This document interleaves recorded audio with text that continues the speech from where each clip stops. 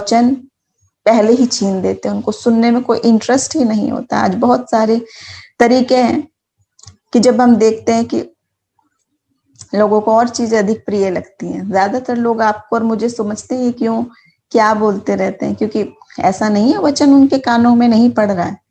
जब चलता है बहुत सारे लोगों को दिखता है, लेकिन वचन बता रहा है कि नहीं। उनके देखते हुए भी वो नहीं देखेंगे, सुनते हुए भी वो नहीं सुनेंगे, क्योंकि उनको इंटरेस्ट नहीं है। उनको इंटरेस्ट किस चीज में है?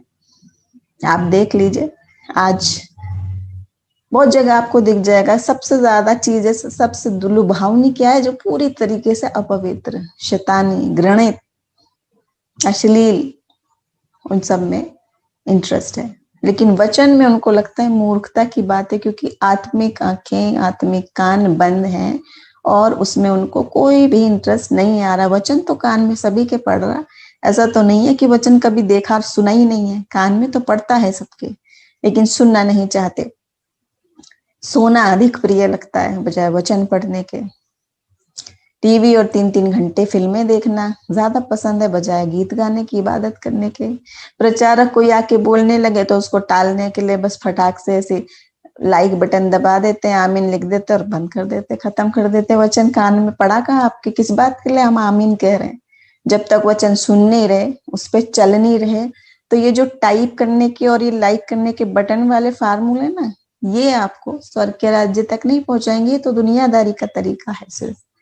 वो तो एक तरीका है कि प्रभु ने हमें एक ये मौका दिया कि हम ऑनलाइन जुड़ के या टीवी मिनिस्ट्री से जुड़ के या किसी भी मीडिया से आपसे जुड़ के वचन पर हम लोग बातचीत कर रहे हैं, लेकिन उसको हम कितना ग्रहण कर रहे हैं ये हमारे हृदय की स्थिति पर निर्भर है, और हम कितने मजबूत हैं कि हम उस शैतान को मौका दे रहे हैं या सचमुच में ग्रहण कर रहे हैं उस वचन को। ये बात है मायने कि हम अपनी गलतियों पे पछताव की बात नहीं करते। जहाँ कड़ा वचन आने लगता है, हम आज तो लोगों के हाथ में मोबाइल है, चैनल चेंज कर देते हैं, रिमोट्स हैं चेंज कर देते हैं, मोबाइल है उसमें बहुत सारे ऐप है, एक नहीं तो दूसरे पे, दूसरा नहीं तो तीसरे पे, जो मर्जी देखते हैं, कोई प्रतिबंध नहीं है, बहुत सारी चॉइस है।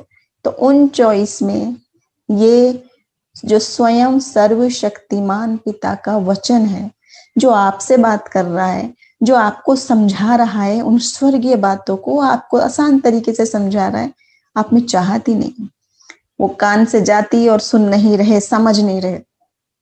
ये वचन जो है वो यीशु मसीह के हृदय से निकले हुए बातें हैं, उनमें सामर्थ है।